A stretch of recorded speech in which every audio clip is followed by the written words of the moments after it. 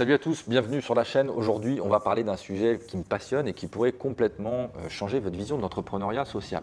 Alors si vous me suivez, c'est que vous avez certainement une logique humaniste, une logique amoureuse du vivant. Puis que vous rêvez, peut-être en tout cas, d'aider les plus démunis à retrouver leur dignité. Vous voulez faire la différence pour, par exemple, des personnes en situation de handicap, des laissés pour compte du système actuel, etc. Mais voilà, le problème aujourd'hui, c'est que le vecteur le plus utilisé pour ça, ce sont les associations. Et elles galèrent de plus en plus, financièrement, humainement. En fait, on a une autre voie pour solutionner tout cela, et c'est l'écopreneuriat, et je voulais vous en parler aujourd'hui. Alors restez bien jusqu'à la fin parce que je vais vous montrer comment créer un business à impact qui aide vraiment les autres, tout en vous permettant d'en vivre correctement. Alors c'est parti. Alors pourquoi les associations galèrent aujourd'hui? J'ai longtemps pensé que pour aider les autres, en fait, il fallait forcément créer une association. Je ne suis pas le seul, mais regardons un peu la réalité en face. Selon le dernier rapport de France Générosité, les associations dépendent à 54% des subventions publiques, à 25% des dons privés et à 21% d'autres sources comme le mécénat d'entreprise. Et le problème dans tout cela, c'est que ça crée une dépendance aux subventions publiques qui, elle, a diminué de 20% sur ces 10 dernières années. C'est un petit peu comme si on construisait sa maison sur un espèce de sable mouvant. On est trop dépendant.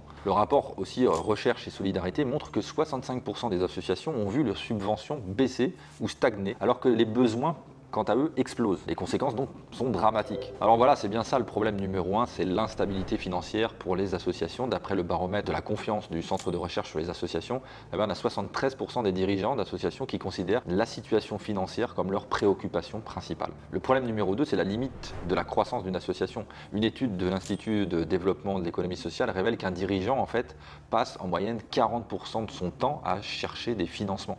Imaginez presque la moitié de votre énergie qui est consacrée non pas à aider, mais à quémander de l'argent en fait. Et les chiffres là-dessus sont implacables. Sur les 70 000 associations créées chaque année en France, près de 40% cessent leur activité dans les 3 ans, principalement pour des raisons financières. C'est un gâchis monumental de bonne volonté. Alors vouloir aider, c'est super noble, mais quand votre modèle dépend de la générosité des autres, des subventions, etc., le risque d'échec atteint 60% à 5 ans selon l'Observatoire de la vie associative. C'est comme jouer un petit peu à pile ou face avec son impact.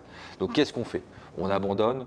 On arrête? Bien sûr que non, évidemment. Il existe une alternative qui est bien plus puissante, je trouve, avec un taux de pérennité 2 fois plus supérieur à tout cela, et c'est maintenant ce dont on va parler. Et oui, en fait, on peut avoir un impact social majeur sans être une association. Et en plus, ce modèle est en pleine explosion en ce moment, et je vous parle de l'écopreneuriat. Selon le dernier rapport de l'OCDE, les entreprises à impact représentent désormais 10% du PIB européen et connaissent une croissance annuelle de 15%, soit 3 fois plus rapide que l'économie traditionnelle. Donc ces entreprises à impact ou ces éco-entreprises sont des structures qui génèrent leurs propres revenus tout en poursuivant une mission sociale ou environnementale. Et elles cartonnent. Regardez la différence fondamentale qu'on a, contrairement aux associations qui dépendent des autres. Eh bien, une entreprise à impact génère ses propres revenus, ce qui lui donne une indépendance totale. Le taux de pérennité d'une entreprise sociale à 5 ans, il est de 80%, contre seulement 40% pour une association, selon l'étude Impact France de 2023. En 2, on attire des investisseurs et des partenaires, parce qu'on crée de la valeur économique. En 2024, les investissements dans les entreprises à impact ont dépassé 250 milliards d'euros en Europe. C'est 10 fois plus qu'il y a seulement 5 ans. En 3, eh bien, cette entreprise peut se développer et aider plus de monde sans dépendre des aides extérieures. La France compte aujourd'hui plus de 160 000 entreprises sociales qui emploient 2,4 millions de personnes. C'est presque un emploi sur 10 dans l'économie française. Et voilà le plus important, l'impact réel sur les personnes aidées. Alors voilà ma proposition, arrêtez de chercher les subventions, remplir des dossiers, passer son temps à aller chercher du don ou être dépendant d'institutions et créer des entreprises qui apportent de la valeur sociale, économique et qui sont désirables dans ce système. D'après le cabinet de conseil McKinsey, chaque euro investi dans une entreprise sociale génère en moyenne 5 euros d'impact social. C'est ce qu'on appelle l'effet multiplicateur. Alors je sais ce que vous vous dites, attends, si je crée une entreprise, mes bénéficiaires vont devoir payer.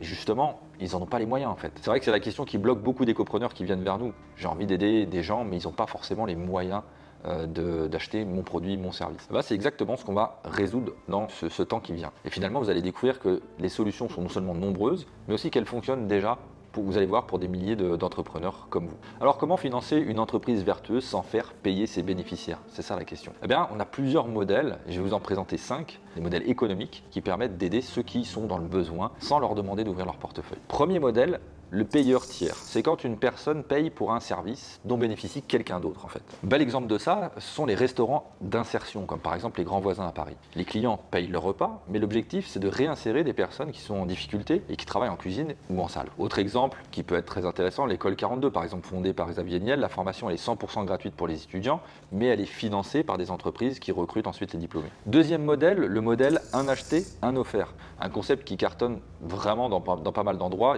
Tom's Shoes, c'est l'exemple parfait. Pour chaque paire de chaussures achetées, on en a une autre qui est offerte à un enfant dans le besoin. Résultat, plus de 100 millions de paires distribuées à ce jour. Ensuite, on a un autre modèle qui pourrait être les produits premium qui financent l'aide.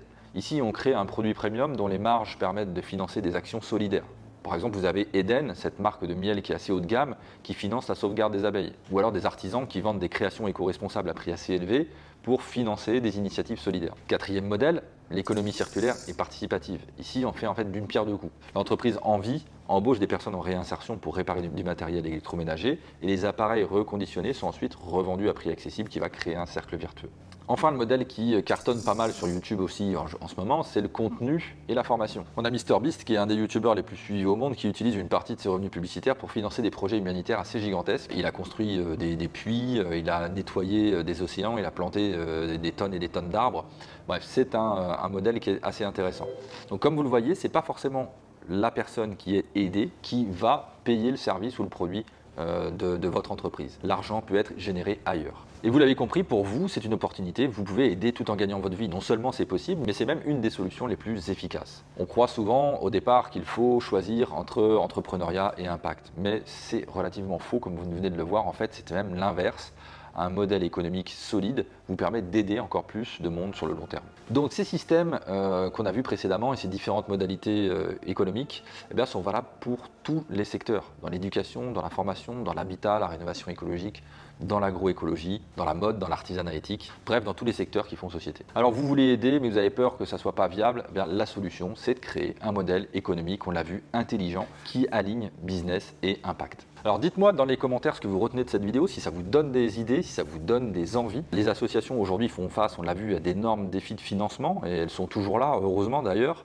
Elles ont une utilité énorme, mais l'entreprise a évolué et devient une alternative très puissante. Et il existe au moins 5 modèles pour aider sans faire payer vos bénéficiaires. Et je suis sûr qu'on peut encore en trouver beaucoup d'autres. C'est vraiment une opportunité en or pour les écopreneurs comme vous qui veulent se réaligner professionnellement et lancer leurs propres activités. Alors si vous avez envie d'en savoir plus sur le lancement d'une activité régénératrice de la planète et des humains, je vous invite à notre webinaire. Vous allez découvrir toutes les possibilités que vous avez dans différents secteurs d'activité. Vous allez découvrir aussi quelle niche pourrait être intéressante pour vous et comment trouver une idée d'entreprise qui sera alignée avec vos valeurs et les tendances qu'on peut trouver dans le monde en ce moment. Et puis les 4 étapes clés pour lancer et faire croître votre éco-entreprise. Vous trouverez le lien du webinaire dans la description de cette vidéo. Je vous dis à très vite. Salut!